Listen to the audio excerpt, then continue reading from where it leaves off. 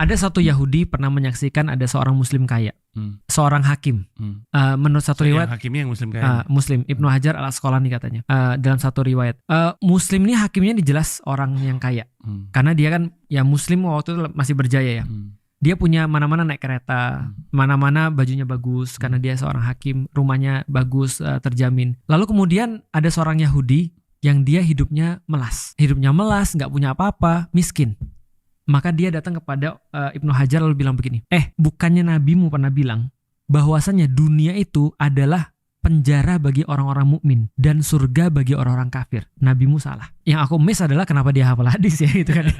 Ad-dunya sijnul mukmin, betul, wa jannatul kafir. Lalu apa balasan Ibnu Hajar? Lihat tuh kamu. Ketika dia bilang, Yahudi bilang sama Ibnu Hajar, kamu katanya mukmin, lihat bajumu, lihat keretamu, lihat tempat tinggalmu, dan lihat aku orang kafir, katanya aku dapat surga di sini. Tapi lihat bajuku, lihat penghasilanku, lihat rumahku. Kata Ibnu Hajar begini, bro, dia bilang gini, bagiku dunia, walaupun aku punya semua ini, dibandingkan dengan akhirat yang nunggu aku, surga yang nunggu aku, ini udah kayak penjara loh, kamu tahu nggak? Dan yang menghubungkan aku dengan apa yang aku cintai itu adalah kematian. Jadi kematian itulah jembatan penghubung antara aku dan apa yang menantiku, kenikmatan itu. Sedangkan kamu, wahai orang kafir, kamu tahu nggak, dibandingkan dengan apa yang kamu nanti dapetin nanti di neraka, ini udah kayak surga, yakinlah. Dan mati bagi mereka, orang-orang yang tadi, itu adalah seperti apa? Seperti jurang yang memisahkan antara mereka dan yang mereka cintai, yaitu dunia. Kan yang memisahkan mereka kematian. Tapi bagi kita kematian kan yang menyambungkan itu. Mas tahu kenapa Fatimah, anaknya Rasulullah, itu nangis, kejer, dan ketawa di saat yang sama ketika bapaknya mau meninggal, Nabi Muhammad mau meninggal. Dia baru buka rahasia ini ketika sudah stabil. Dia bilang gini, aku nangis ngeliat bapakku nggak pernah senang. Bapakku tuh seumur hidupnya nggak pernah bahagia.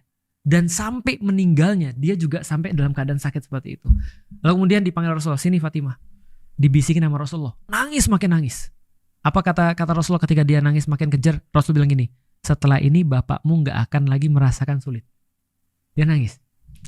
Kemudian ketika dia nangis, Rasul bilang sini lagi. Dibisikin lagi, dia langsung ketawa, terbahak-bahak. Bukan terbahak-bahak, ketawalah. Apa bisikannya? Kata Rasul begini, Fatimah, dari keluargaku yang pertama kali nyusul aku adalah kamu. Maksud tuh gini, orang zaman dulu dia ngerti mati itu apa. Jadi dia seneng ketika dia mati karena dia udah tahu dia di mana. Tapi kalau misalnya zaman sekarang orang takut mati karena dia tahu bahwasanya yang dia senengin di sini, bukan yang di sono. Nah, padahal kan kampung halaman kita kan bukan di sini.